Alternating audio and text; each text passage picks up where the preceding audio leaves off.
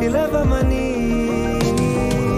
కాలాలు కళ్ళారా చూసేనులే వసంతాలు వేచింది ఈ రోజుకే. మరి ఏ రెసిపీ చేయబోతున్నావు? రా బనానా ఫ్రైస్ చేయబోతున్నా. సో ఇప్పట్లో పెళ్ళొద్దంటావు అంతేనా? అంతే. ఏంట్రా నువ్వు సంతూర్ మమ్మీవా? ఇప్పుడే క్వాలిటీస్ చెప్పింది, అప్పుడే పాప వచ్చింది. చాలా శాస్త్రం నువ్వు.